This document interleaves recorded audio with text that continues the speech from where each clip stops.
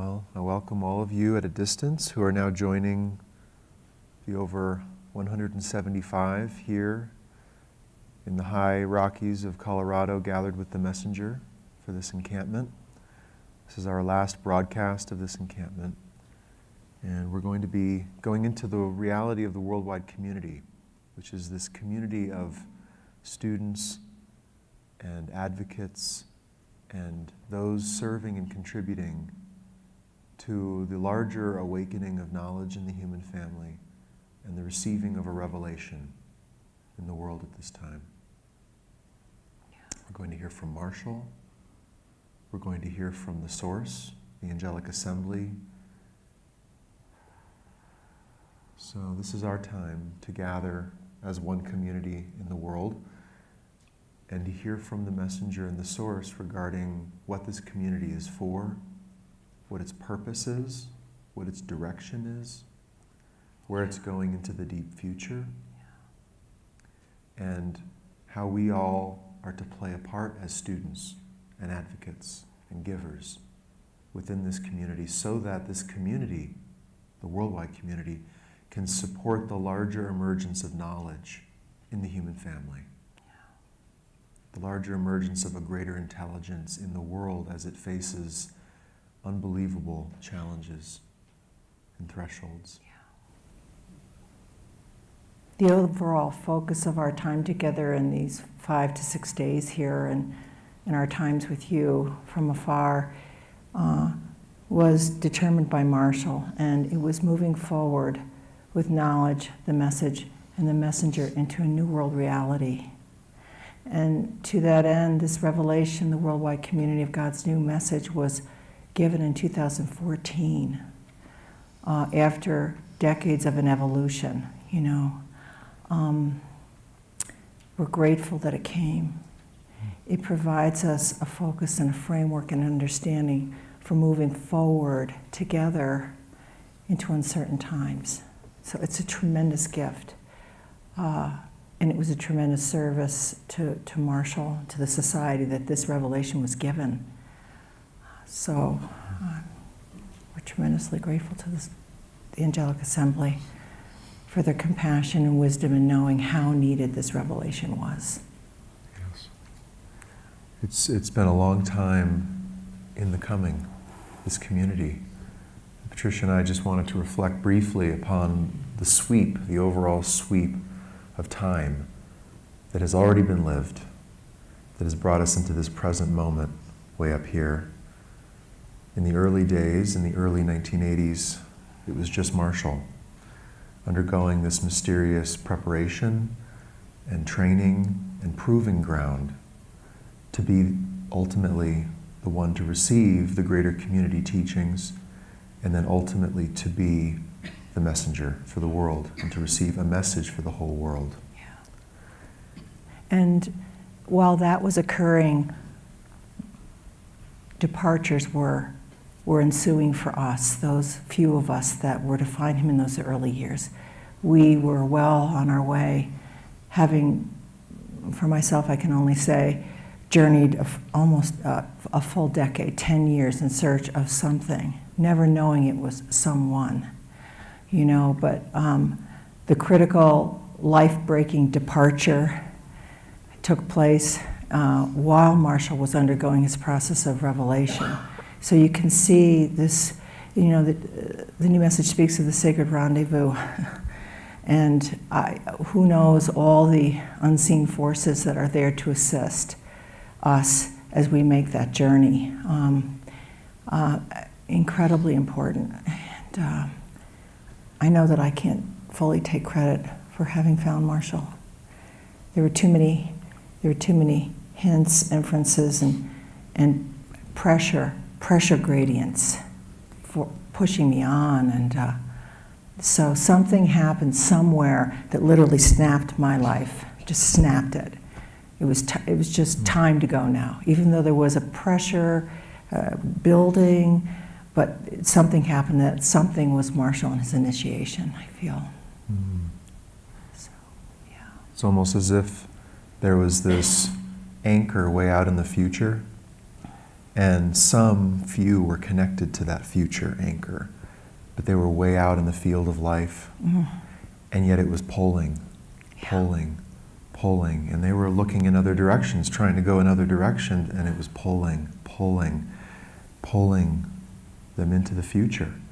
This is the future influencing the present at that time, but it's still happening.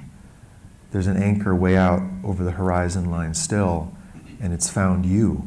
It's brought that connection alive within you, and now it's pulling gently but relentlessly, pulling you into the future, pulling us together, pulling us to make our rendezvous with Marshall, to become students of the new message. But still, we're facing other directions, we're contemplating other paths, and yet we cannot change the fact that we are bonded to this reality in the future. So these great revelations, like the great coordination, the worldwide community of God's new message, the guardians. Amazing. Yeah.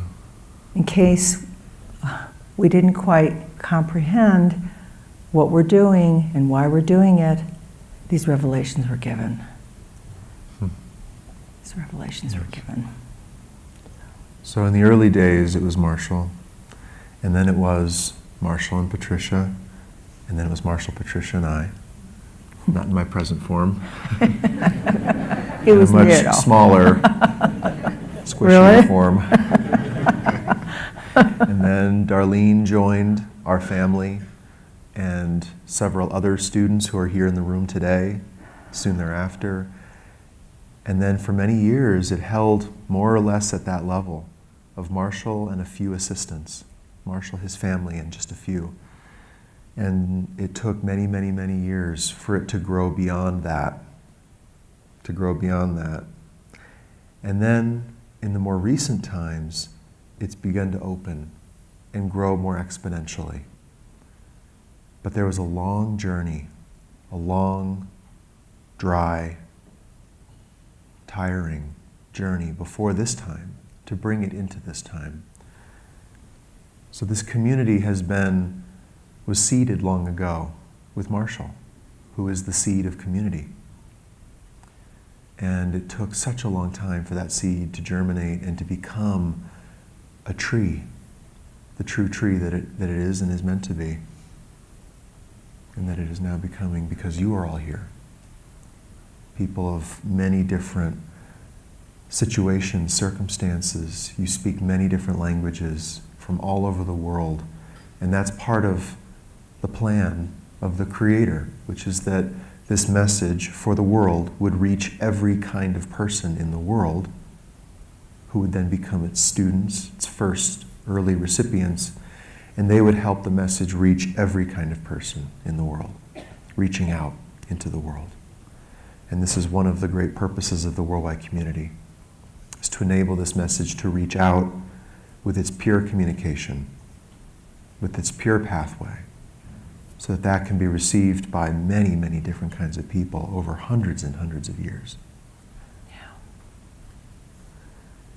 So Patricia and I would like to just share with you some single statements from the revelation we're going to listen to today, called the Worldwide Community of God's New Revelation. Statements that simply express what this community is. It is a great community of respondents, students, and advocates. It is a community of service. It is a community of studenthood. It is a community of strength, clarification, restoration, and renewal. It is a community that must bring God's new revelation into the world. The society is the center of this community. The messenger must rely upon others of true faith and commitment to assist him, for this is a mission far too great for one person. In concentric circles around the messenger and those who carry the message with him, those who are united with the messenger and his sacred community.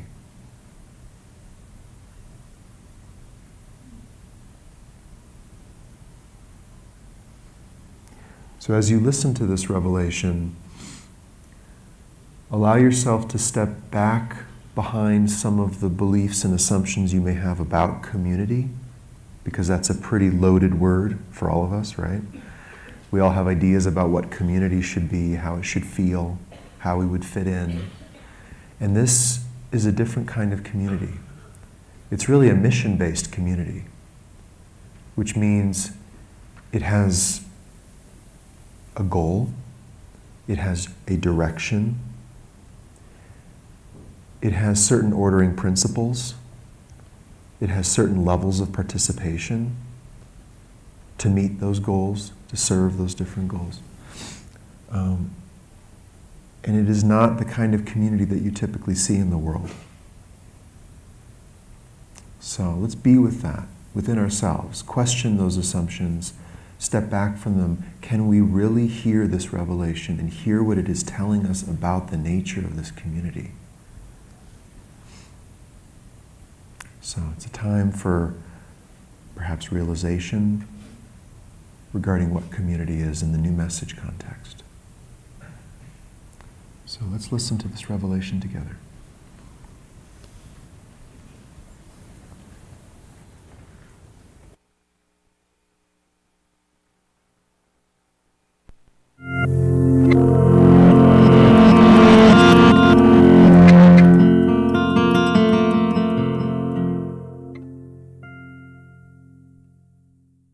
Clearly there must be a great community of respondents. And they must be very connected to the messenger and to those who assist him. For the revelation comes through him. He is the vehicle of revelation. And those he has chosen to assist him closely, who have proven themselves over time, they must be honored. And whoever can respond must associate with him.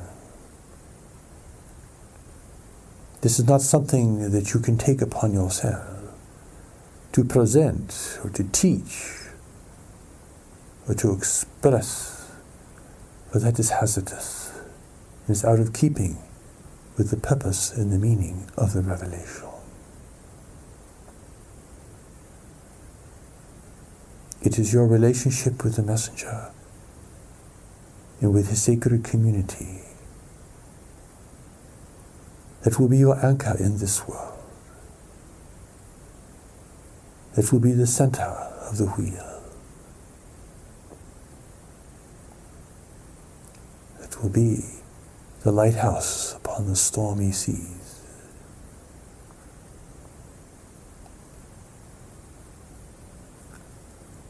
The errors of the past are so grievous and long-standing regarding these things,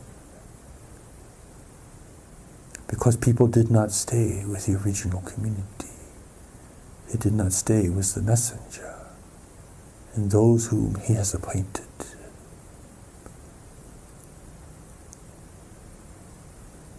There are many people in the world who will take the revelation and try to turn it into a business of some kind, or a platform for their own self-proclamation. They will unite it with other things and it will become corrupted.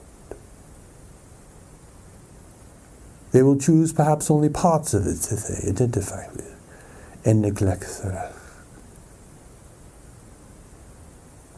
This always happens following a time of revelation. And that is why those who are amongst the first to respond, and those who will respond beyond this, must unite themselves with the messenger in his sacred circle. In this way, the message remains pure and uncorrupted.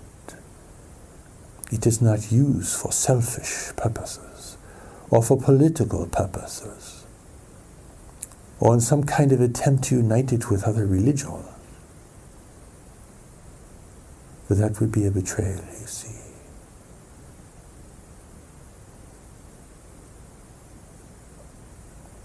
The only authentic worldwide community then would be in concentric circles around the messenger, and those who carries the message with him. Anything beyond this, apart from this, cannot be held to be pure and authentic. The angelic assembly has taken great pains to make sure and try to minimize the errors of the past, to make sure that the message remains pure and efficacious.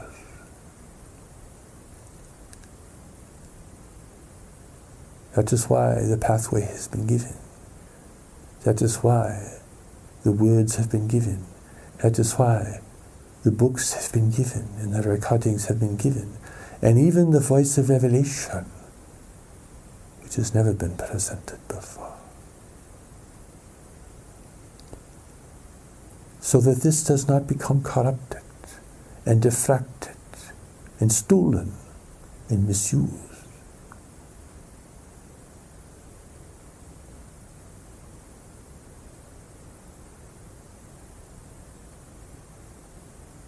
This is the will of heaven, you see. But the earth is a corrupted environment. People living in separation seek to use all things to support their separation, to enrich themselves, either materially or spiritually, to support their group, whomever they identify with. God's new message is for the whole world. It is not for one group, one nation, or one tribe alone. And it is connected with the messenger, you see. It is connected to those who assist him closely. Therefore, he must be the focal point within his remaining years on earth and beyond this as well. To be true to God's great gift, to be true to those of us who have sent it, to be true to the intent and purpose of the revelation, which is greater than anyone can fully understand. The ambitious, the self-seeking, the self-serving is always a hazard when a pure revelation is being given into the world. It is enough, you see. People do not need to embellish it.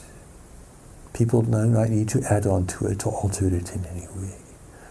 For this weakens it and destroys its power, confuses its meaning, and corrupts its message.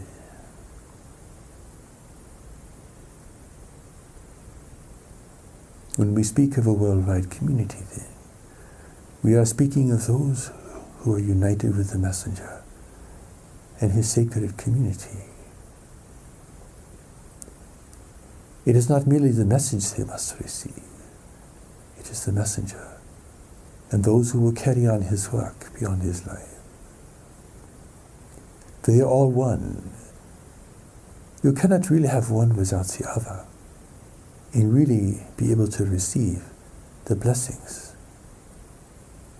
and the great power that God is bestowing upon you and through you and others upon the whole world. Do not think you can do a better plan for presenting this to the world. Do not play the Judas role. Do not betray the messenger. A community must have a center. It must have a purpose. It must have a unifying purpose. And it must be stronger than the will and intent of any person. It must have the power of heaven within it to be true and to be lasting and to carry itself forward into a world that will be ever more chaotic within the great ways of change.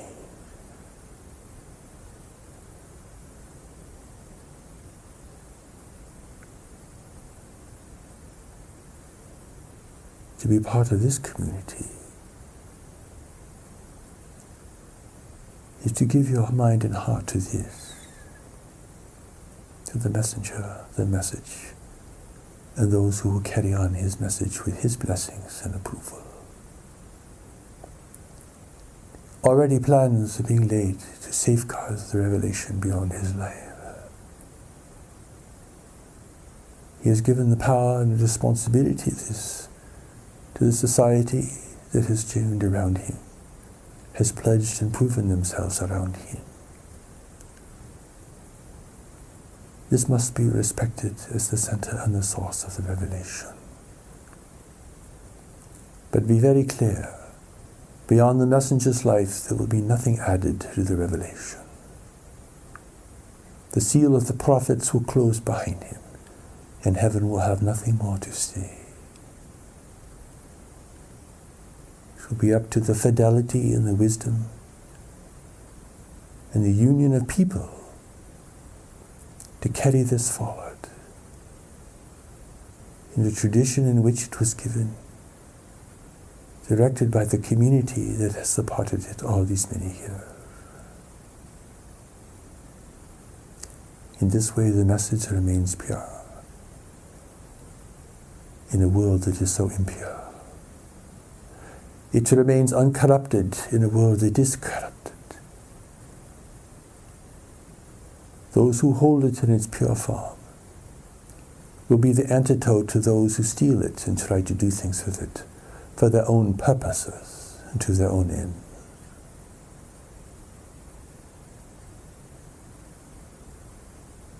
Never think that you know what to do with the revelation on your own. That will only create calamity, misunderstanding, and will endanger the messenger and those who will carry on his work with his blessings and approval. Never think that you know where to take it without the guidance of this community. Do not try to take it to the leaders of nations and religion, where they will either deny it or attempt to use it for their own end. They who have committed themselves to their own trajectory in life may be the least able to respond to a greater calling from beyond.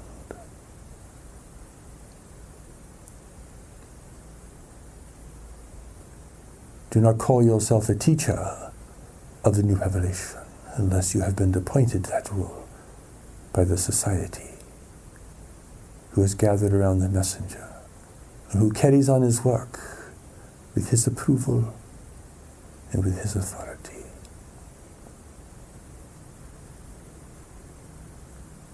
This is a great responsibility, and it will require restraint for certain people. The Angelic Assembly has taken great care to present this gradually over time,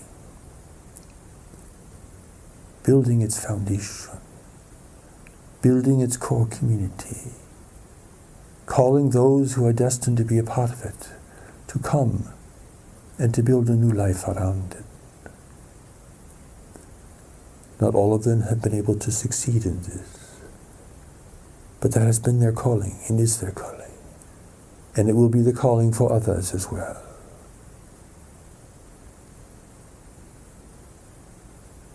Never think the revelation is merely here for your own personal edification, merely to enhance your life, to give you peace or pleasure. It is really to call you into a greater service, you see. For why would God call you?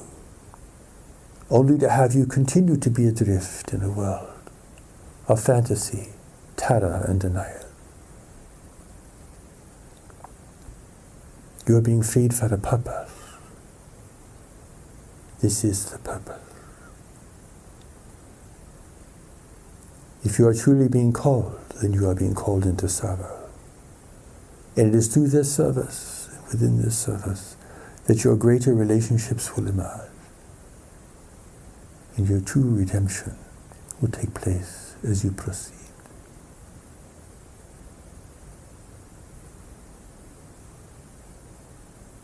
Blessed you are to be given such great task and responsibility.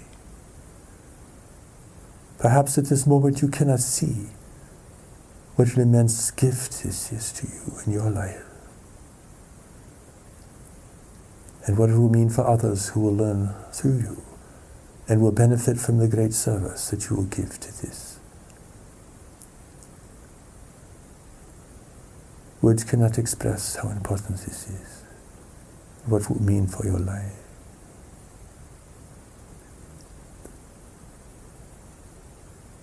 In your heart you will know these things. Your mind may reject, or deny, or resist, but there are still many things you want for yourself, which may or may not be appropriate for you.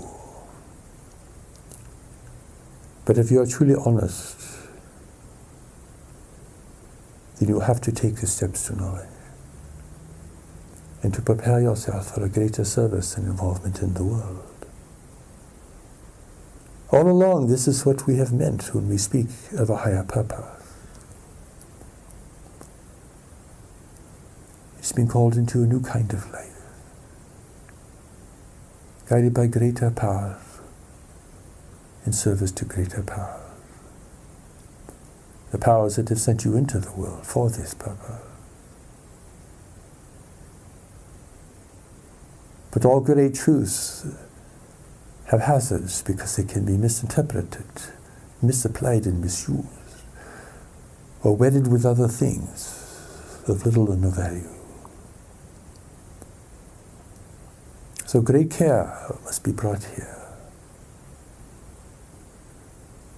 That is why your preparation in taking the steps to knowledge is so vital, to give you the strength, the self-awareness, the clarity, to begin to discern what is true from what is untrue within your own mind and circumstances. God has given you this power. God has given you the eyes to see and the ears to hear. But your eyes and your ears have been used for other purposes for a very long time. So you must be prepared to fulfill a greater purpose in the world. And it is through this community this purpose will emerge. But alone you cannot do it. Isolated you cannot do it. And though all not being called to one place, but God wants you all over the world. It is this divine connection that you are so privileged to be part of, and to be called to, and to serve, and to be blessed by.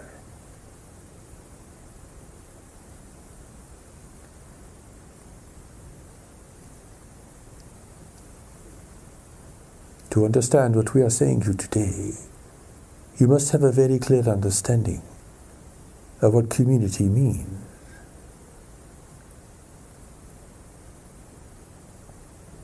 It is a community of service. It is a community of studenthood. It is a community of strength, clarification, restoration, and renewal. It is a community above and beyond all else that must help bring God's new revelation into the world. But the time is short, and the great waves of change are building. And with each passing day, those from the universe around you are gaining strength in the minds and hearts of people.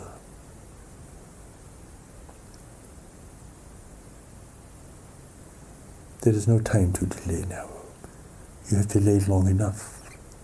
There's no time to be ambivalent. You have been ambivalent your whole life.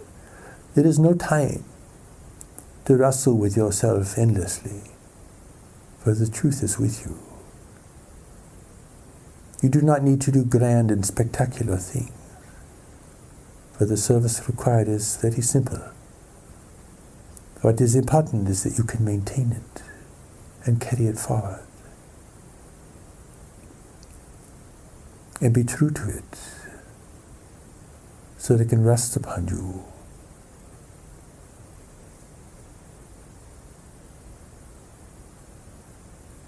Let the society determine what must be done. Follow this. Be a part of this. That is the center of this sacred community. Do not build other communities. Do not break away and try to be the center of community, for that is not your destiny.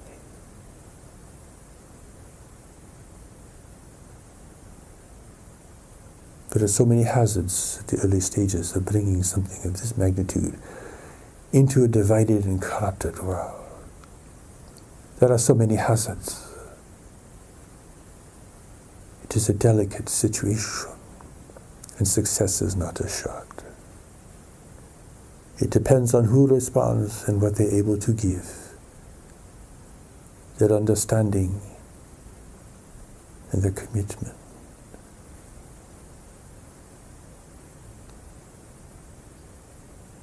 It is extremely hazardous for the messenger now, as he begins to proclaim to the world, as the proclamation is being prepared and is now prepared. Who will stand with him? Who will have the courage and the humility to do this?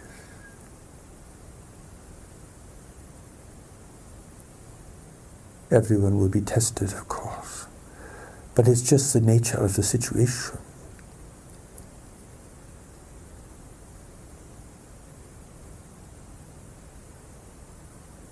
If you love humanity, if you love this world, if you love freedom, if you love inspiration, then this is the mountain you must climb. And this is not the mountain you will climb alone.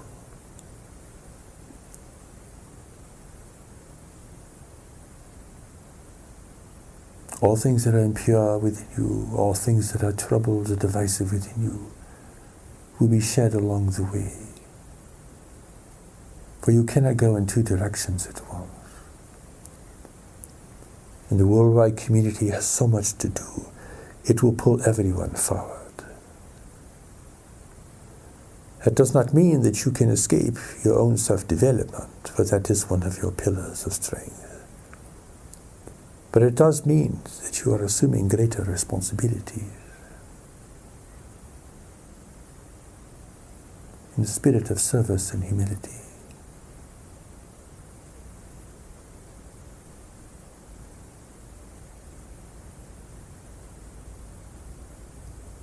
This is how heaven restores those who can respond. This is how heaven blesses the world for this time and positions humanity correctly for the times to come. Humanity in the future are facing hazards that you cannot see and cannot even know. What happens today will determine what happens 100 and 1,000 years from now. Those who play a part in such a great service will be blessed by heaven and honored. Many are the voices in the world speaking of truth, but there is only one messenger. Religions claim to have the only path to God, but God created them all, and they have all been changed over time by man. Many will denounce the messenger as a heretic, as a devil, as an impostor, but they cannot see and cannot know. They are bound to what they have created. They are bound to their ideas. They are bound to their fixations. Even if their own prophet or Messiah were to appear, they would crucify him.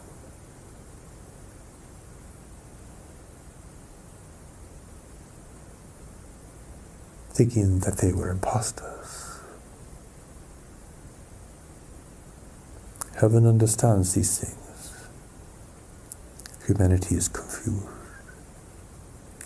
Living in separation, you cannot know what heaven knows, or see fully what heaven sees. But you can respond and carry on a great mission here on earth. And you are blessed to be called to this. Blessed beyond all things that could support you and serve you, both now and into the future.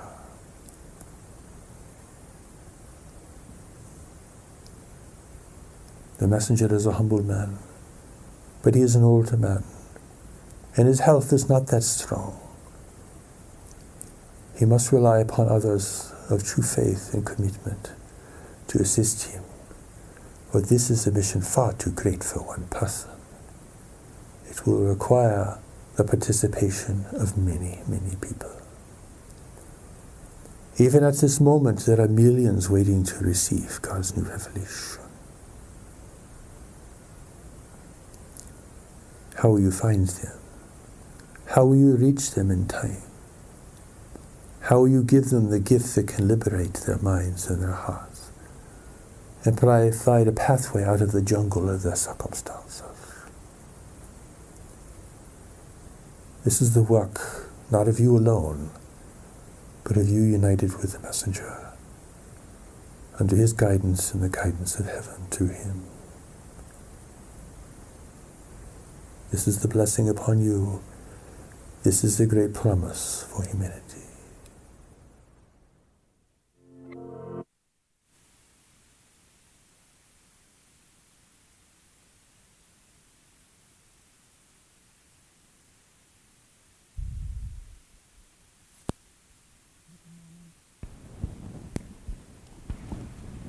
Let's take a moment to be with the voice of revelation and this revelation and its message to us.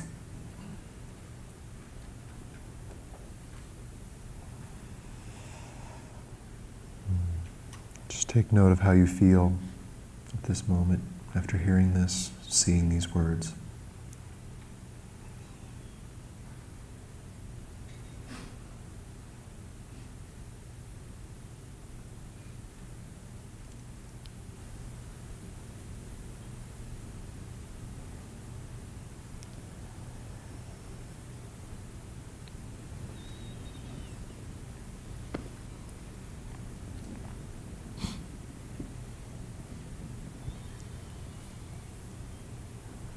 Let's take a moment just to prepare to hear from Marshall directly.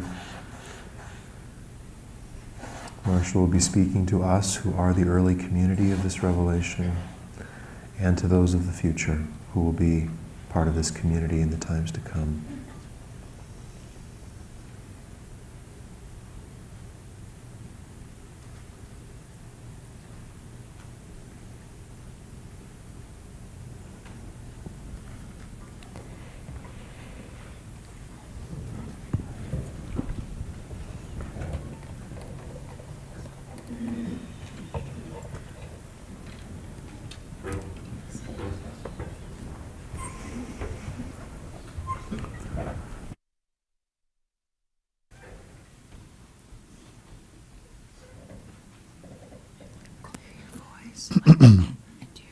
Yeah, I don't have a spray. I need water. I'll take your water, Patricia. Let me take that. Okay.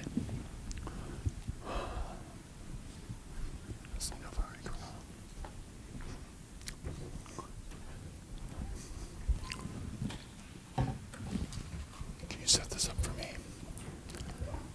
Yeah. Mm-hmm. That's right here.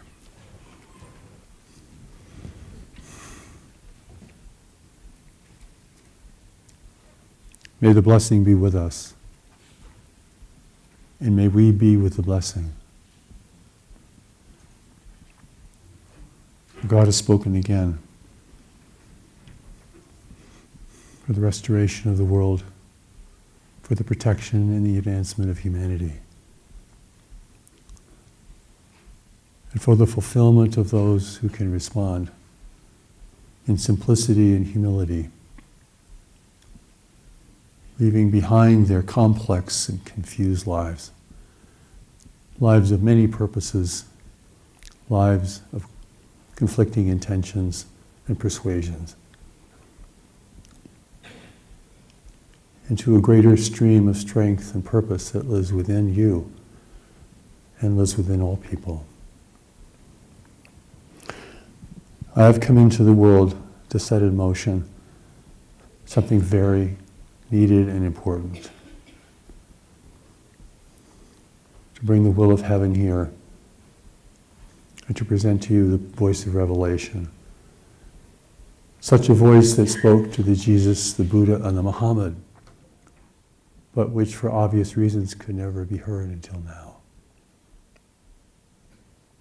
It is not a voice of this world or any nation in this world, but instead it's the voice of the entire assembly speaking as one. A phenomenon that we cannot conceive of. Our intellects are not great enough to do so. But we can receive the revelation and allow it to begin to stir within us, stirring up irresolution and discontent with our lives as we have lived it,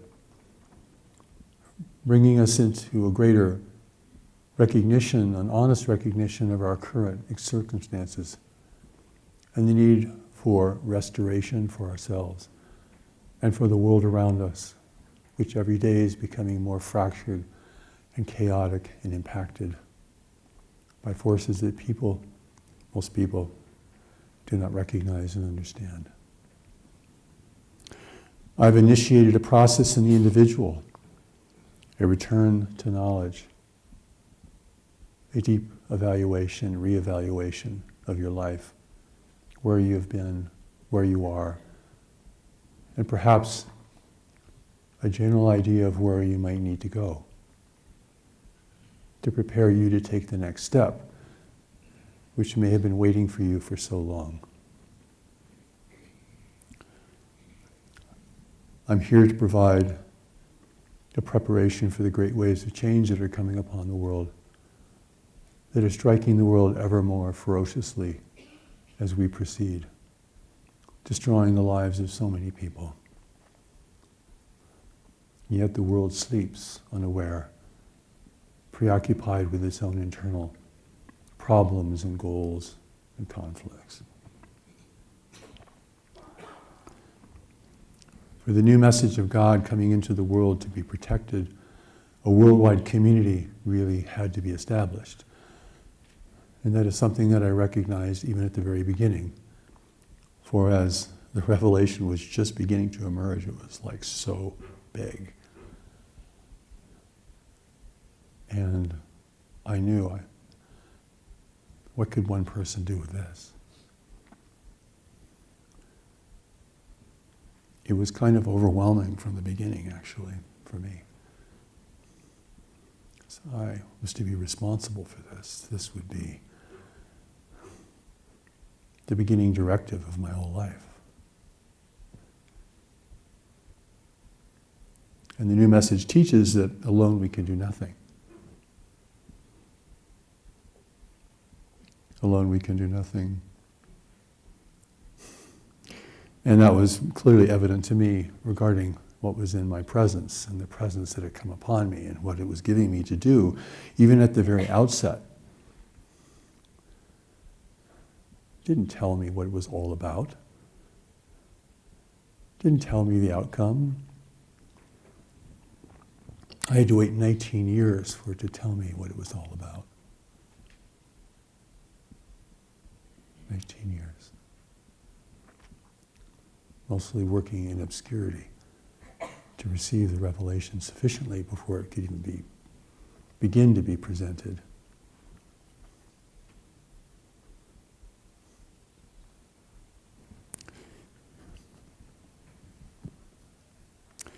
The WWC is in the world, the whole world, because the new message is for the whole world.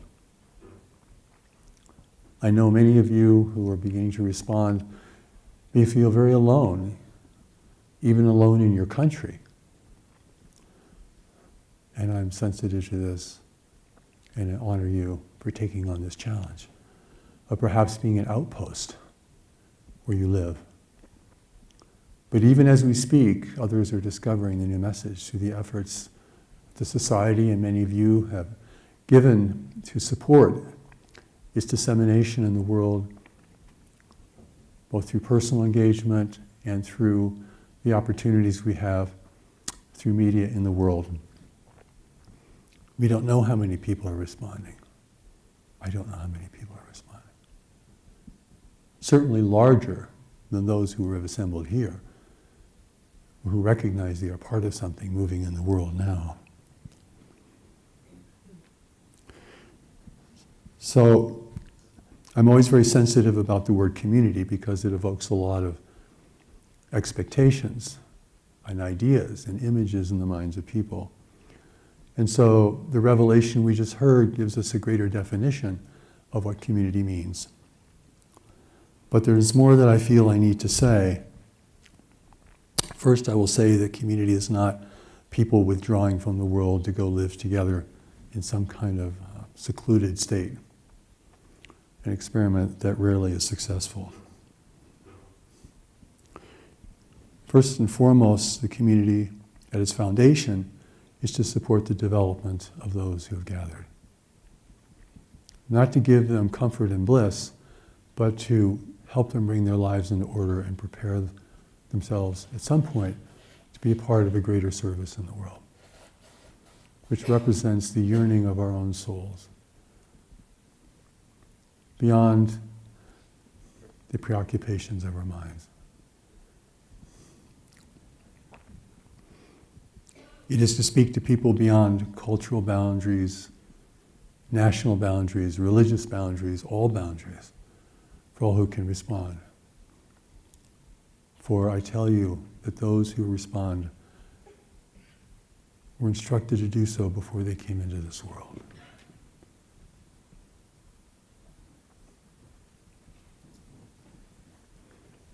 Everyone, of course, has a choice, but at a deeper level, at the level of knowledge, knowledge does not have a choice.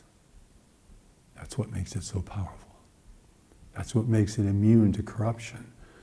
That is what gives it strength beyond anything that we can build up within ourselves. Beyond the strength of will, beyond the strength of personal, even personal commitment. Strength so deep, for it has no choice. It doesn't need choice. It is the choice.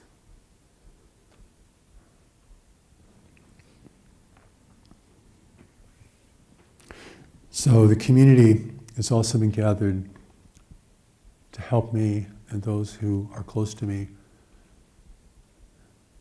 and those who have gathered in concentric circles to bring the new message into the world, to anchor it there through the power of relationship and recognition.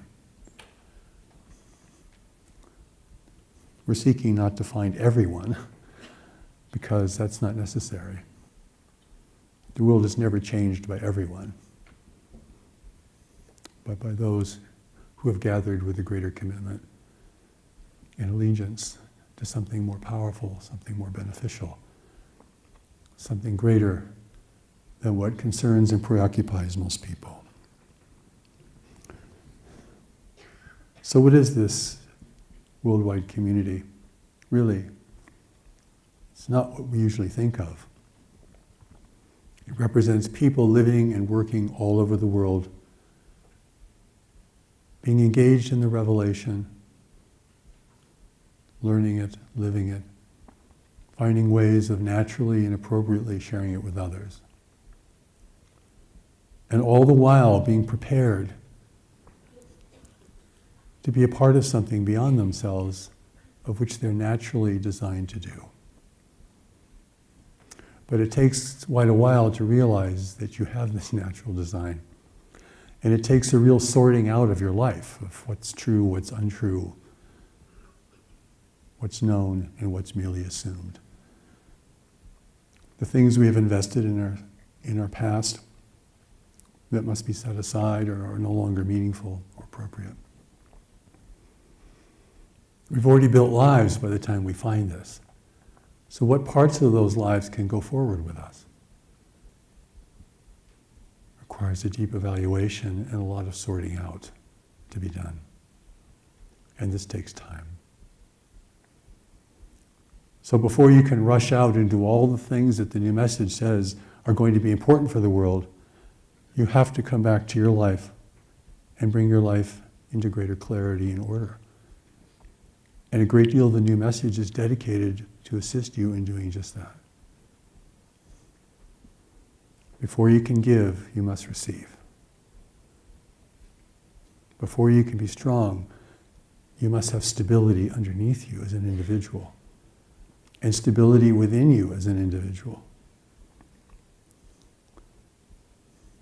Because if you don't have that stability, it's so easy for you to get waylaid, to get held back, or to go off course.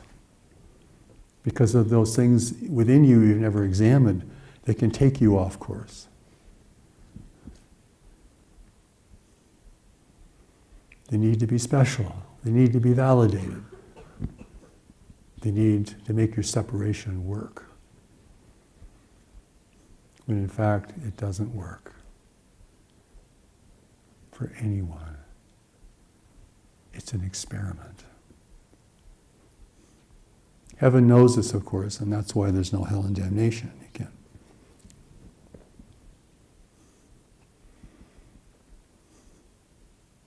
And the new message reveals why this is so. For the WWC to be authentic, purposeful, and powerful, it has to be centered around the message and the messenger. I'm not seeking personal glorification here. For me, this is a big job and a big burden. Like you, I may just want to go off and retreat and practice meditation and be at peace. Can I have an amen to that? Amen. Good. But that's not what this is about. That is not why you have come. That is not the purpose of those who sent you. That is not the message that was given to you before you came, which exists deep beneath the worldly mind that you live with each day. Knowledge holds it for you, so that your ancient commitment can be eventually recognized and fulfilled.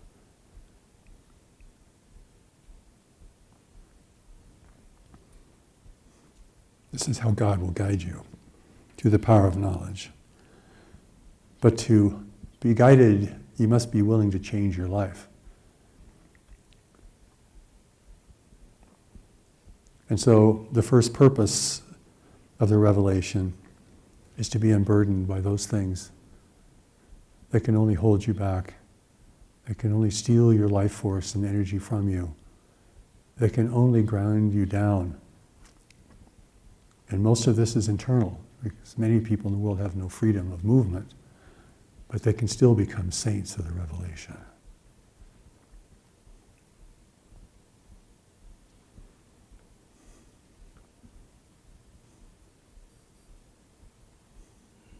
The real freedom is the freedom to be who you are and discover why you came, and to take that on in conjunction with others.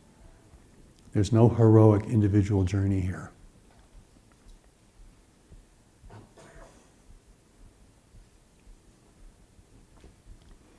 It's not about enlightenment, because even the Buddha had to return and spend 40 years traveling, teaching, supporting, nurturing, challenging people. Because the angels came upon him and directed him to do so. In the end, it's all about service.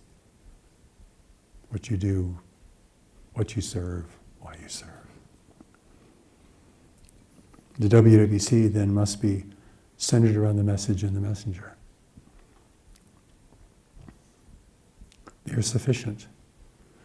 Certainly they will reflect the wisdom and other traditions, the wisdom of humanity, certainly, of course.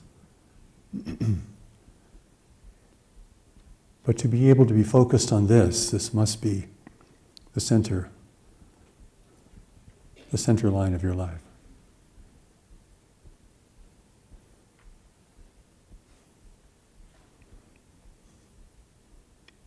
And like everything in life teaches us, you can't be committed and free to do whatever you want. You have children, you have marriage, you're not free to do whatever you want. You have work, you have commitments, you have people you support.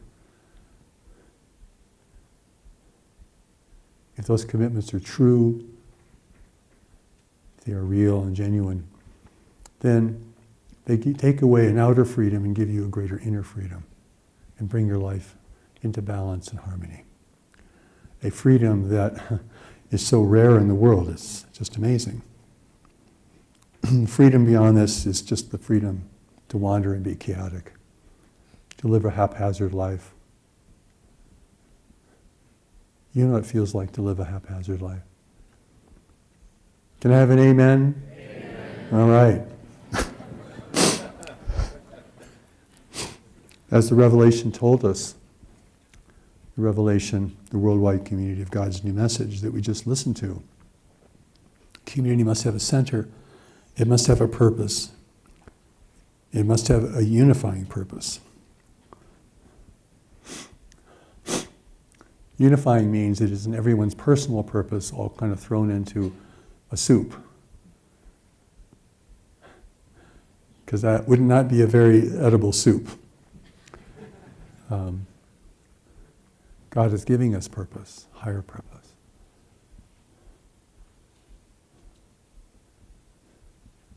It's not the purpose we invented or society has invented for us. And this is a part of the reason it takes time to sort things out. And during this time it can be very confusing.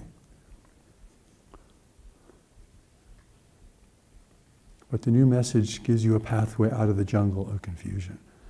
It doesn't just disappear, but you find your way out of a complex and confusing situation that you could not resolve otherwise. No one has ever lifted themselves up in this way. Even those who meditate in isolation are being lifted up by greater forces. This is a return to community, you see,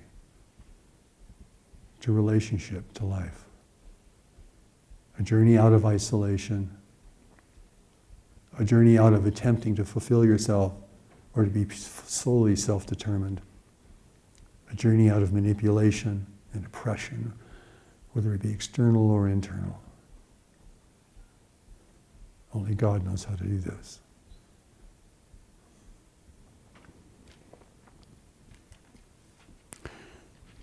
The worldwide community is here to help the message and the society bring the new message into the world.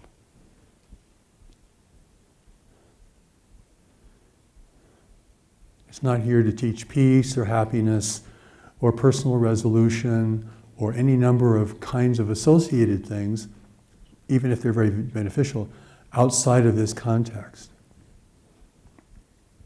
Because we have a unifying purpose here. And some of you your destiny may be outside this in the future.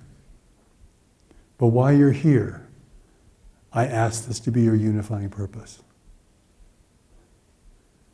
Because the new message is here to focus your life in the direction you were always meant to go. And focus doesn't mean pure focus, it means orientation.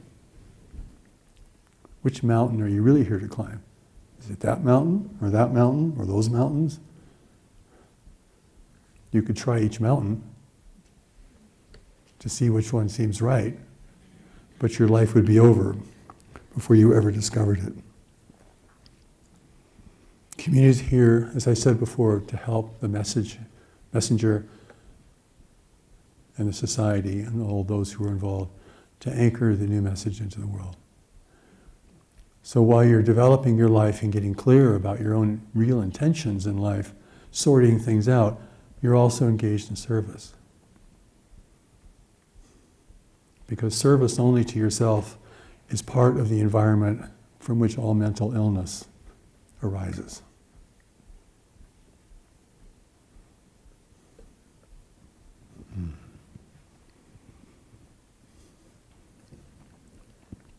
Here people are connected through their studenthood, through their advocacy, and through their support of this mission. Here you will be with people you would never know otherwise. Even personally, you would never become a friend of them. But somehow something is here that is happening at a deeper level that can unite you, regardless of your unique or separate personalities.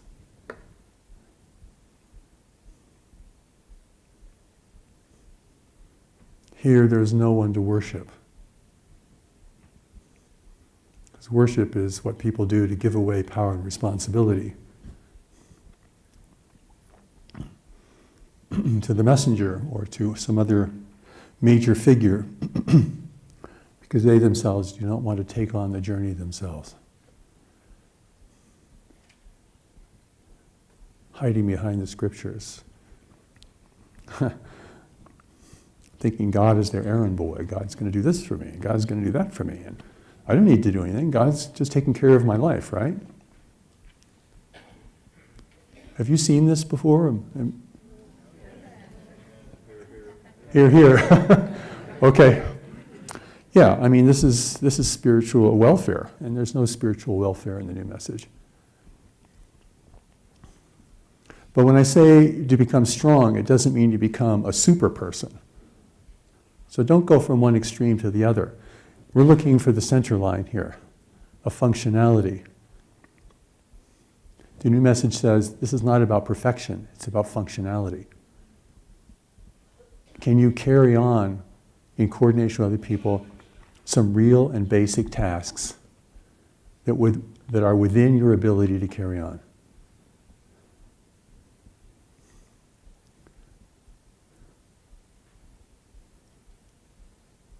Unless you're so bogged down in yourself, you just can't do that. So, the first focus of our life is to sort out, find out where we are losing energy, both internally and externally. Take things out of our picture that don't belong. Maybe they belonged at some point earlier, but they no longer belong or never belong. It's so easy to bypass this core fundamental work and try to leap into the greater community or the great ways of change, when in fact you don't really have a strong enough foundation within yourself to do that. Emotionally, practically. The new message is functional spirituality. It's not for the imagination. There are no goddesses here, or princes, or princesses. It's functional. So that you can be in the world effectively and carry out something very fundamental and necessary here, that you did not have to invent for yourself. But you do have to figure out how you're going to do it. And you do have to find ways to bring your life into focus and balance, because that is the work down here on the ground. God is not your therapist.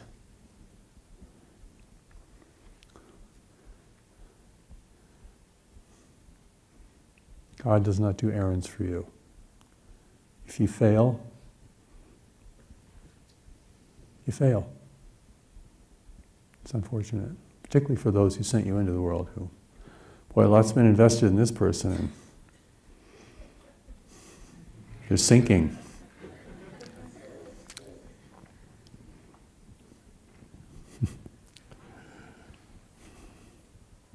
So your focus here is to live a life close to knowledge. We don't really know what that looks like, right? Because there's so much in the way about what that looks like. So there's no idealism here. I mean, it's just, you just become more simple, more natural, more powerful, more stable, more ordinary, kind of super ordinary.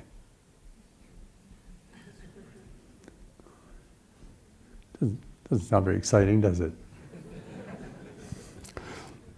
But this is this is where you regain all the things you could not have otherwise, in terms of making you strong and certain. From this, you want to be an empty vessel. You know, the flute makes music because it's empty. It's full of holes. Is your mind empty and full of holes?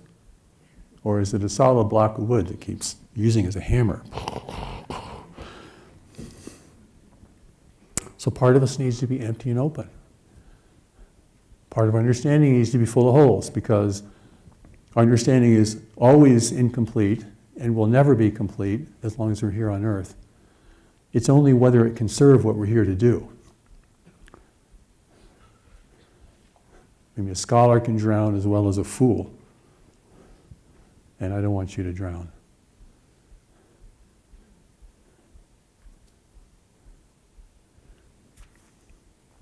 I do not really encourage scholarship in the new message, even though many people will be inclined. It can, if that's joined with real service, that's probably a good thing, but that's not a replacement for real service.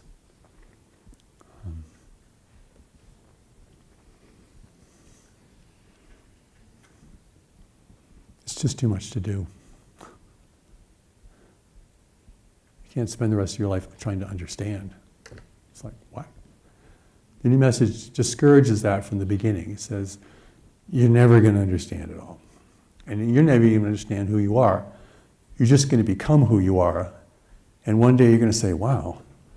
You look back on your life and say, man, who was I? What was I doing? Even now you can look back 5 years and say, what the hell was I doing? Amen. So, I don't want you to ever feel like knowledge is not moving in your life. If you can look back a year or 3 years and think, boy, I'm a real different person. Knowledge is moving in your life. You don't see it day to day or week to week, but over a longer span of time, as knowledge is incrementally moving you in a new direction, you find, wow, I'm moving in a new direction. Knowledge is very smart. It doesn't force you to change. It's kind of like the geologic forces that create earthquakes. You know, it's slowly grinding those big plates, earth plates, and then slips. Gradually, then suddenly. And then, wow, you have a big experience.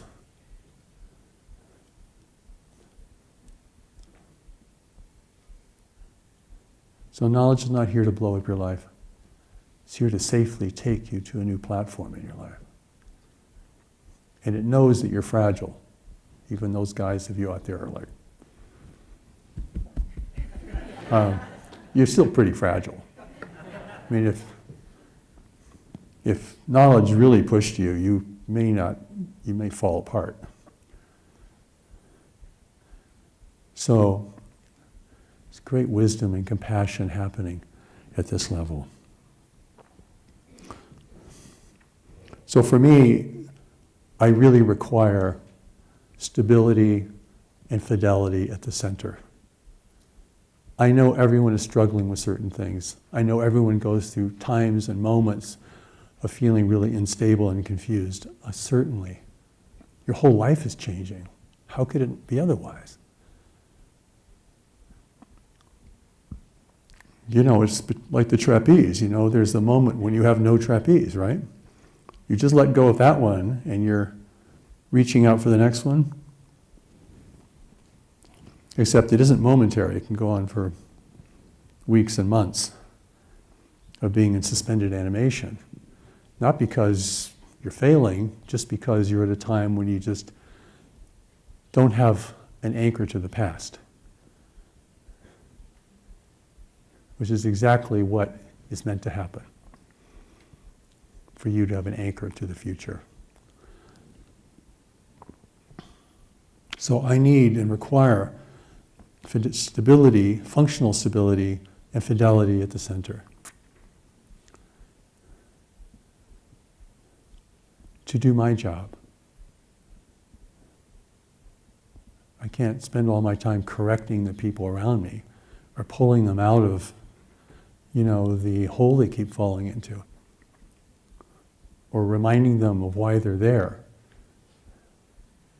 I could never do my job. I could never do what I have to do. So the community is freeing me to do what I have to do. Whereas at the beginning, my wife and Darlene and a few other people, and I had to do everything. So it was very slow.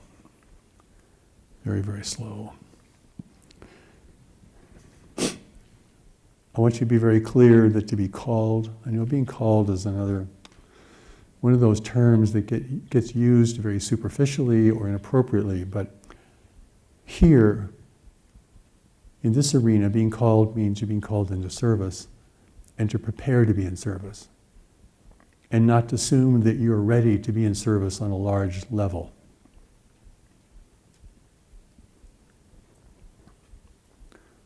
You'll be serving all the way, and that's really important, because that gives you the opportunity to see your life as being meaningful to others, rather than only be self-gratifying. And it's also about honesty. You can't have what you've always wanted, or you can't be romancing the world and follow knowledge. And the other important, two things that are very important here, because studenthood is really important here, is restraint and consistency. I know there are things that we leap towards: beauty, wealth, charm, opportunity, even spiritual fulfillment. So you need to recognize those things that make you act against your better interests. This is part of the deep evaluation for you. What makes you leap before you look? What draws you in like an external power drawing you in? You need to know these things about yourself, objectively, not with condemnation. The unexamined life is a life that is hazardous. As you begin to examine your life, you will see why you could never be in relationship with a person with an unexamined life. No matter how beautiful or charming or gracious they may seem in the moment, you realize there's a whole body of work they've never done and may never do. That's just a little relationship sidebar note there.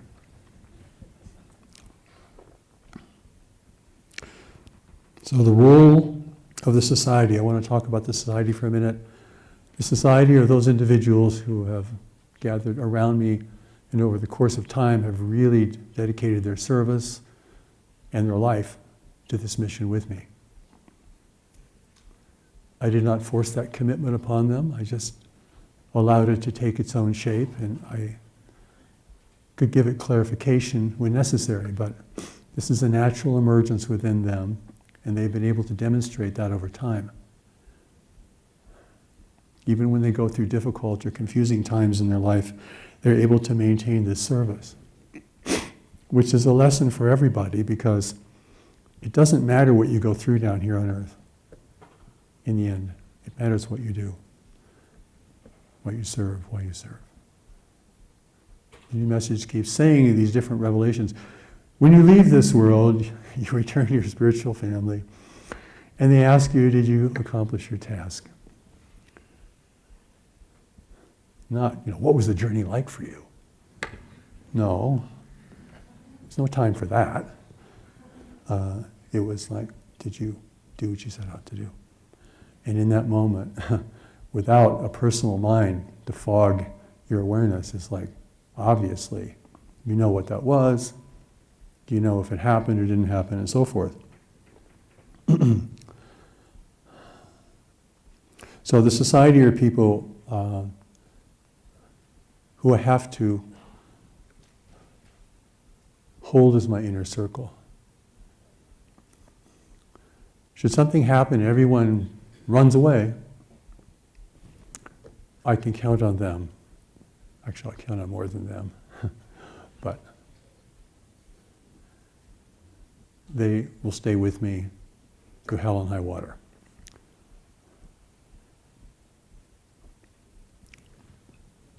That's important.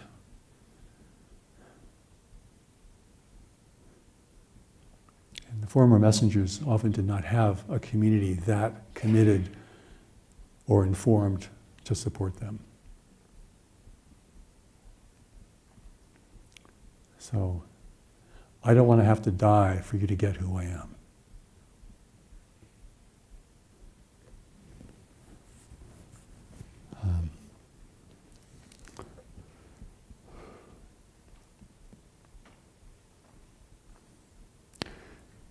But when I leave this world, I'm giving the leadership of all of this to my wife and my son. And beyond them, it is yet to be determined how that process of transmission will be carried on. And after I leave this world, I'll be watching over this new message from God in the world. Terrible burden. It's like, just give me a long coffee break or something. Let me go sit on the imaginary beach for a while and recover. This is a shocking thing for me to hear this in the Revelation, because you guys haven't heard the whole Revelation. Because it's like, wow. That means Jesus has to watch over what's happened to Christianity. Muhammad has to watch over what's happened and is happening to Islam. Wow. That's tough. You started it, you watch over it. So it's not like I get to leave here and go into eternal bliss, and the levels of service continue beyond our life here. Damn.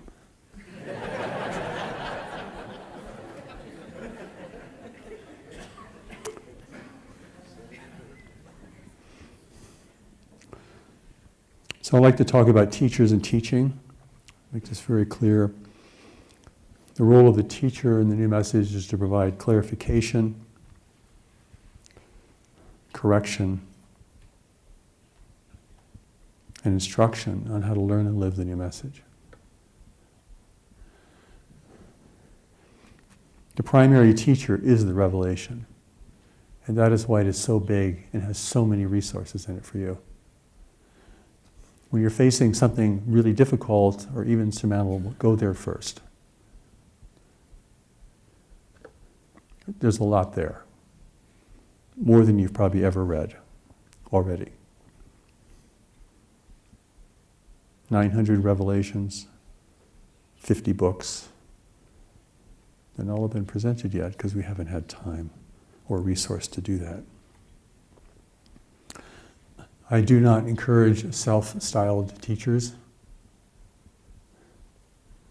Certainly encouraging the study of the revelation or inviting people to come to the revelation or sharing some aspect of wisdom from the revelation is entirely encouraged and appropriate.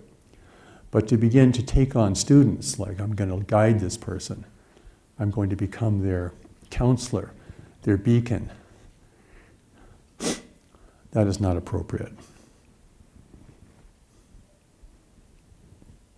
It's just too easy for people to fall back into dependency.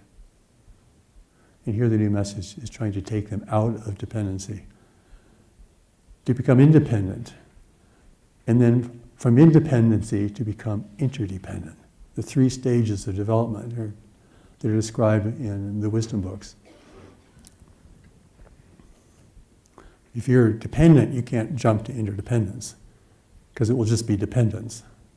I'm dependent on God to tell me what to do, and God's working out for me how I'm going to deal with this situation. It's just dependence. You're not a person who can make decisions and take responsibility for them.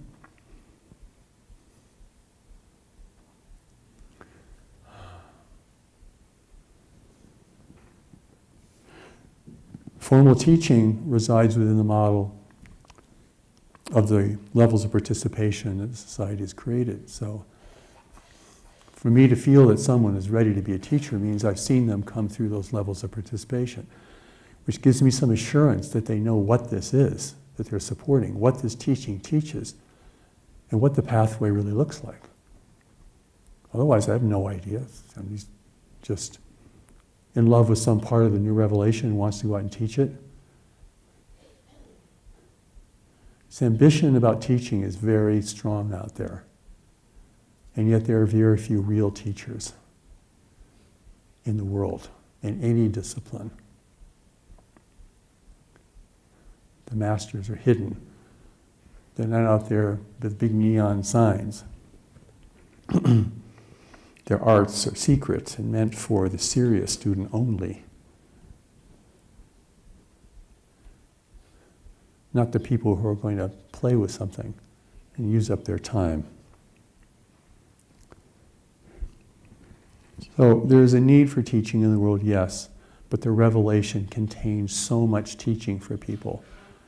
And you being a witness to this is usually sufficient for people's needs. But never think the new message is here to heal everything. If you've just broken your arm, you don't go to the revelation for an answer, right? But if you have a broken spirit, you may not need to go there either. You might need to go work with somebody professionally to help you just regain your balance, basically. So the new message can't be the cure-all for everything. There are forms of mental illness that are very severe and require tremendous work. This is not going to be a therapist. It's going to be a way shower and a source of empowerment and clarification for you. So your job is to get yourself ready, not to take care of the failing person around you unless that is your mandate in life.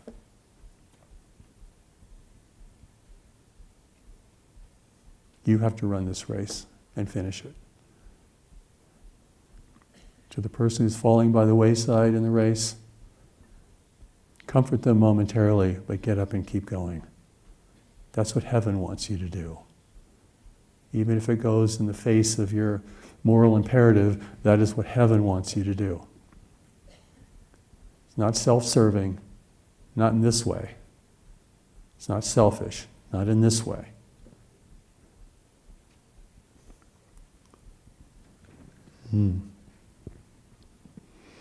I have many things to accomplish in my time. I don't know if I can do it. I don't know how much time I have.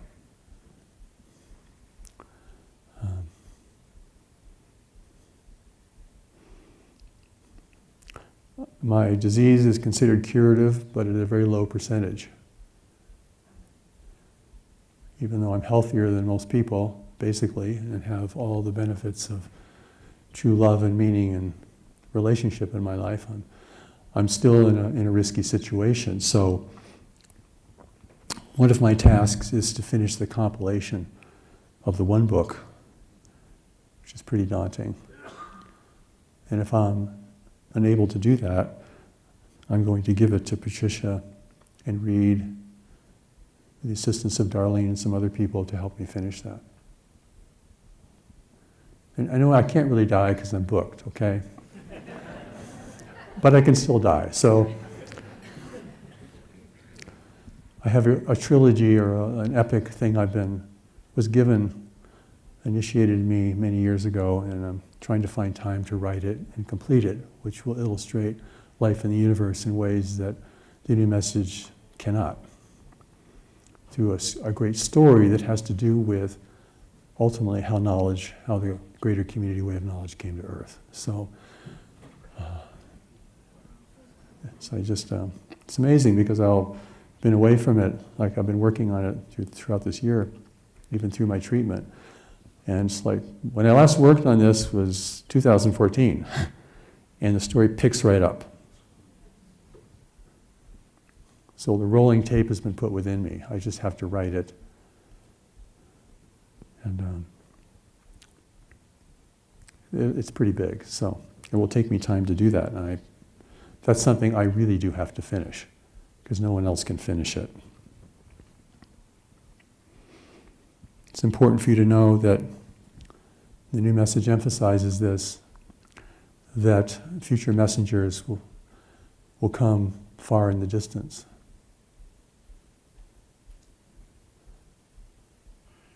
I'm not the last messenger, but they don't come around very often. The new message says another messenger will not come for centuries. I would never say that myself, but that's what the new message says in many different places. It's pushing me out on this gangplank, people.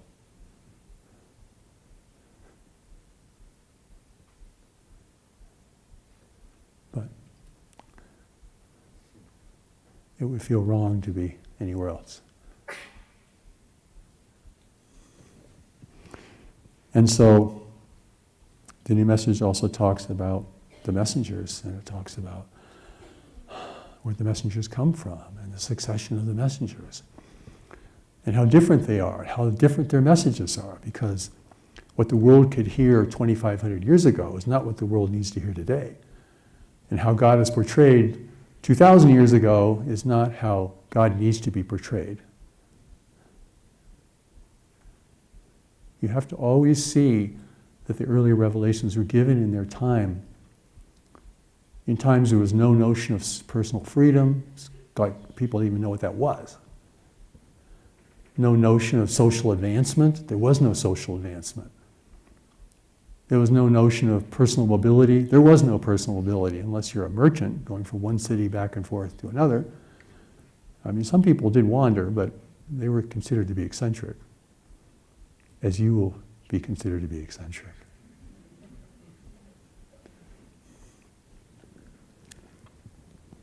So we have to always understand the time of the messenger.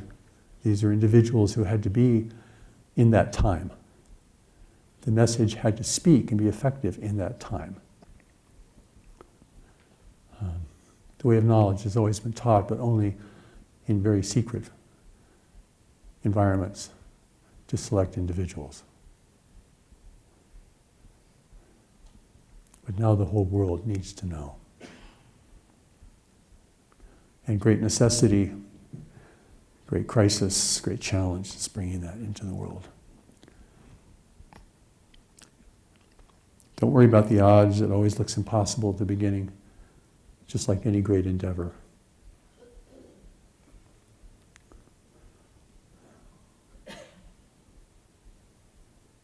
You're sent here to do this, you do it anyway. That's part of your power. You cannot be dissuaded, either by forces inside yourself or forces around you. So what I'm asking of you is to be connected to the revelation, to bring it into your life, to utilize it to bring clarity and stability into where you are now, to understand where you have been in such a way that you can see how knowledge has emerged in your own experience. Because your knowledge is your record of how knowledge has spoken to you before and how it will speak to you. Keep coming back to that center line that Reed presented to us in that image. So if this is the center line and your life is going kind of like this, then you cross over it once. Eventually, you get closer, closer,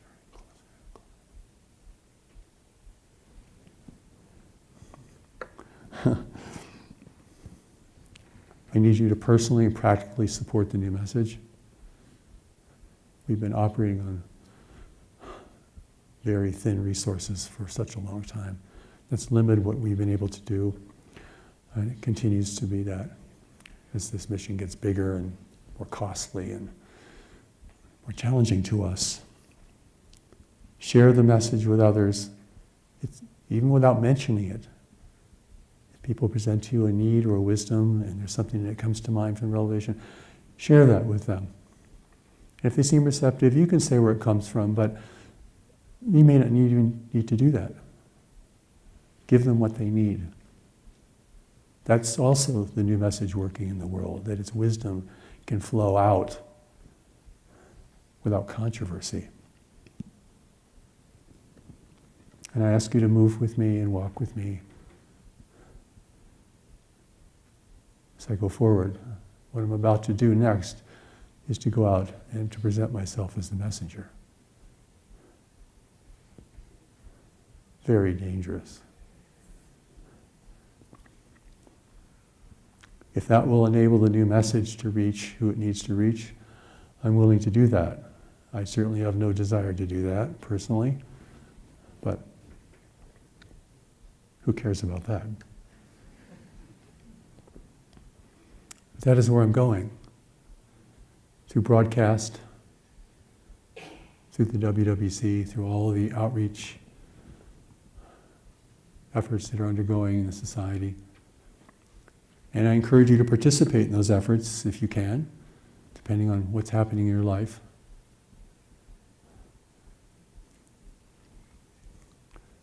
And if at times you feel doubtful about me and the new message, go back to the new message and see what it says. If you're fearful of condemnation and rejection, read in the new message about how to deal with denial and rejection. Let the new message give you strength, clarity, and wisdom. Speak to others who are doing this advocacy, and they'll give you their wisdom.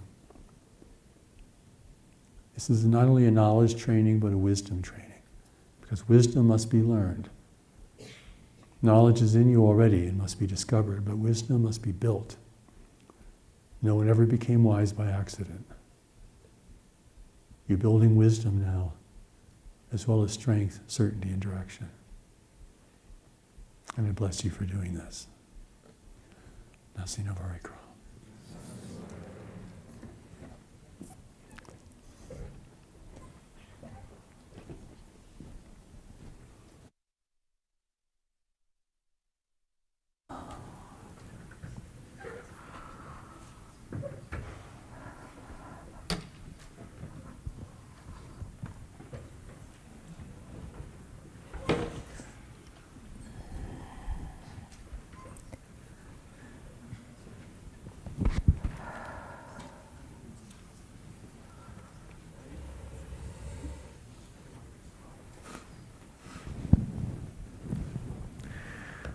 Wonderful. Let's take a moment and just be with that experience of being with Marshall at this level, on this topic.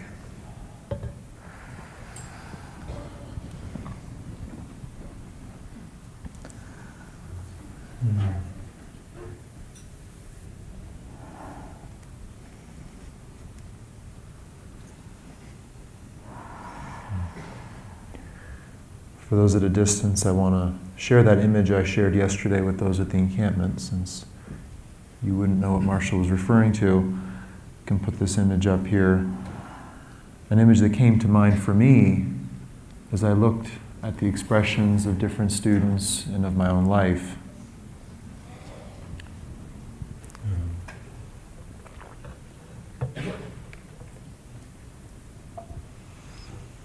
I called it the pendulum effect. And it's that knowledge is this yellow line, the center line, and there's this area to the left and to the right where you're close enough to it that it can have its influence upon you and keep you moving in the right direction. And we enter that like a rocket or a ball out of left field, and we strike that zone and we hit that yellow line and we have our first crossing, and it's a miraculous experience. But we're not yet ready to stay in that area of knowledge, and so we shoot right out the other side and go back out into the field of life and have another costly experience or side journey, and then realize we have to come back. We cross it again, another special moment. and again and again. And I never really explained the pendulum notion, but the pendulum is the swinging. It's the swinging across that center line. And maybe you can look at your life and even image your life in this way, you know. Has it been this? Has it been that? Many different shapes and ways, but all of it leading in to be closer to the center line over time. You know, yesterday I was asked, how was it that Marshall could do what he's done? How is it that he could do this? You know, how? And this image was very helpful because Marshall, by nature, remarkably, is very stable. It doesn't mean that he doesn't have his swings side to side, but when I look at him, you know, with this image in mind, really what I believe I've seen and what he's demonstrated is he's stayed within that zone to the right and to the left of the center line pretty closely. Mm-hmm. And that has been the nature of the stability that he has benefited from personally, but also provided for all of us and the new message itself. So. Yeah. Yesterday he said that in time the new message will make you more sane, which means you're coming closer to the center line, versus less sane, which is you're swinging even more, like that. This is not what the teachers above would want to see. If someone finds the new message and they become even more unstable, it can happen though. But the invitation is to understand those curves, to understand what shot us out of that sphere, of that arena of knowledge, what it was like to leave it, what it was like to turn, what it was like to actually make the journey back. It's a lot of learning, all meant to bring us into a greater stability and sanity over time. I think one thing that I've observed, and we've observed between us, is this process of emergence over time of one's service versus self-appointment. And this actually happened for Marshall as well. The nature of the dimensions of his service emerged over time. So we will be called, we will undergo a process of preparation, and ultimately we will serve. But this is also a process of shared wisdom and the genuine needs that wait to be met by the mission of the new message.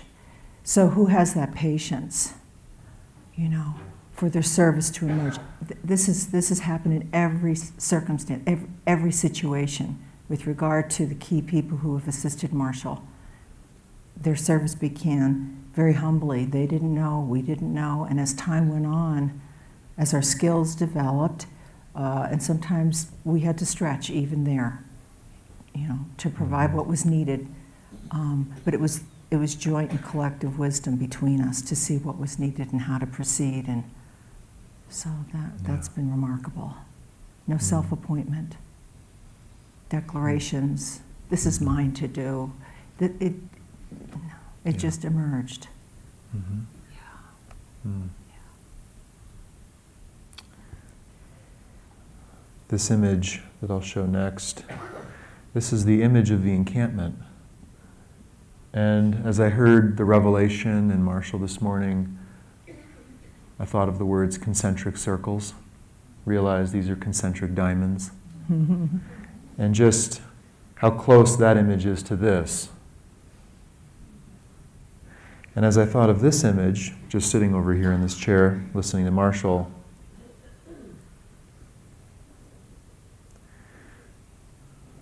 I thought of this image, which is that what this is all for is the survival of humanity, humanity's emergence into the greater community, calling forth knowledge, the greater intelligence, and keeping that alive in the world. That is what Marshall has told us is the purpose of the pathway that you are undertaking. The purpose of the community is to support the pathway. is to support individuals expressing the solution to those four great needs. And so the image of the concentric circles is a planetary image to me. There are concentric circles radiating outwards so that it reaches the very ends of the earth, to the Arctic and Antarctic. All 5,000 or 6,000 or 7,000 languages spoken. Somehow, I have no idea how this will ever reach those who speak even those minor languages in the most rural or undeveloped settings, but it will eventually through these concentric circles. So Marshall is the initiator of this process in the world, and others are coming to join this process at different levels of participation. Some of the levels of participation are here, and the purpose here is that this can extend out into the world to meet those four great needs of the human family.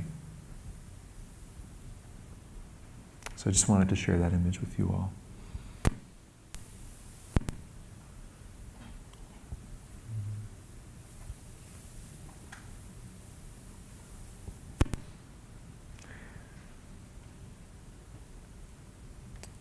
There's a passage I'd like to consider briefly before we conclude, but instead of just reading it, I would like to deep read it with you. And deep reading, there are many ways to do it. The ways I have found to do it, this is how I approach deep reading, is to sit down with a revelation or a single passage from a revelation and to be humble, to be open, to regard this as the Creator and the levels of creation speaking to me. To have a real need to know, a need to see and understand. To be willing to have something shown to me. And to be willing to change myself, my thinking, my approach to life. Like, I'm willing to be shown and I'm willing to change course as a result of what I'm shown. This to me is the state of deep reading. So maybe we can do this together here. There are 3 passages. They're from this revelation on the worldwide community. And if you can take up this intent to approach it in this way, see what comes up for you as you read them. Can you see what is being spoken of here? Can you feel the reality behind it? Can you see how it might apply to you, or where you are relative to it, as if it was the center line, and we are here or here? Can you feel the contrast and the difference, and maybe bring yourself to it, to these statements? The messenger is a humble man, but he is an older man, and his health is not that strong. He must rely upon others of true faith and commitment to assist him. For this is a mission far too great for one person. It will require the participation of many, many people.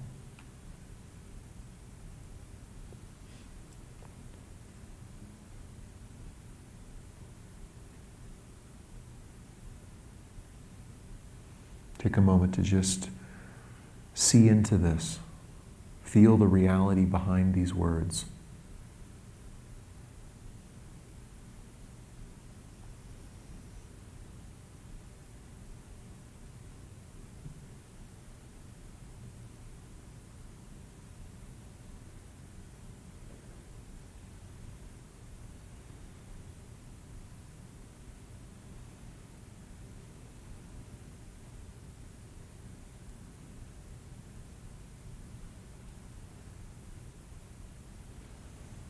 Next passage. Even at this moment, there are millions waiting to receive God's new revelation. How will you find them? How will you reach them?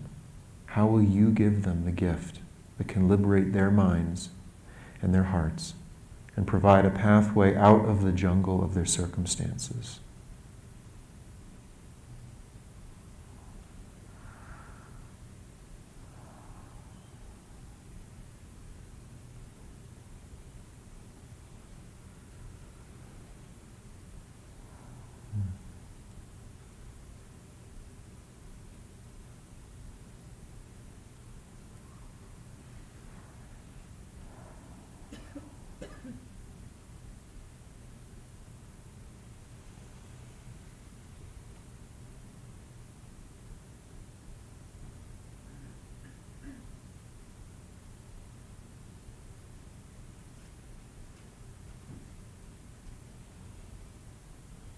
Next passage. There is no time to delay now. You have delayed long enough. There is no time to be ambivalent. You have been ambivalent your whole life. There is no time to wrestle with yourself endlessly, for the truth is with you.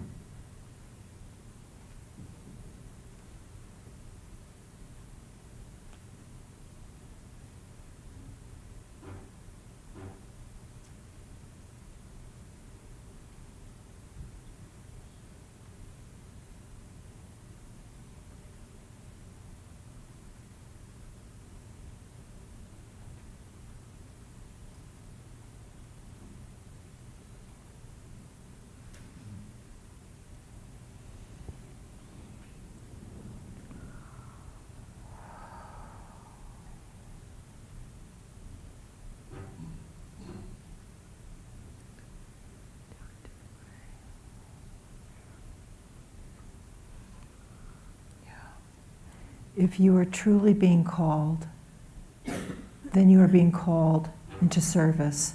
And it is through this service and within this service that your greater relationships will emerge and your true redemption will take place as you proceed. Blessed you are to be given such a great task and responsibility. Perhaps at this moment you cannot see what an immense gift this is to you and your life, and what it will mean for others who will learn through you and will benefit from the great service that you will give to this. Words cannot express how important this is and what it will mean for your life.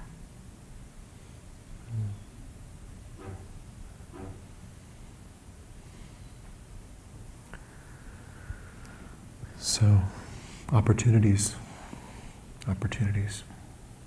new possibilities, new road. Receive the revelation, deep read the revelation. Hear Marshall. Hear his words today. They'll be available to you after today.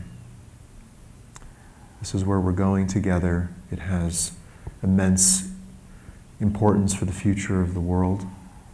It's part of a greater movement in the world, a process underway to meet those planetary challenges facing humanity by activating knowledge in the individual, from which all the solutions that we need will come forth in time. So this community, it's been a long time coming. It's an amazing thing for 200 people to be gathered, most of whom here in the room, or more, I don't even know. I don't know who's watching, but you're out there. You're a part of this.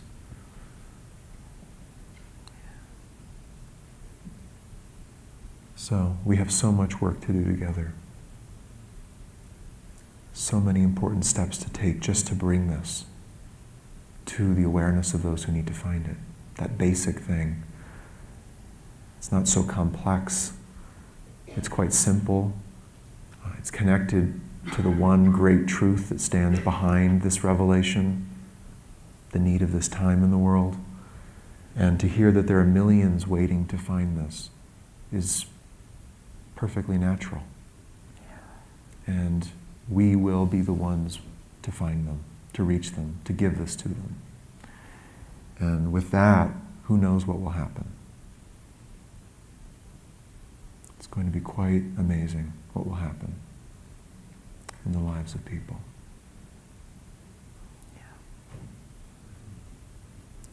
This afternoon, we'll have some important time together, and we'll have the opportunity to look at what this work of the society is and has been, and what it looks like in the act of taking its next step now, and the dimensions of that, some of the dimensions of that.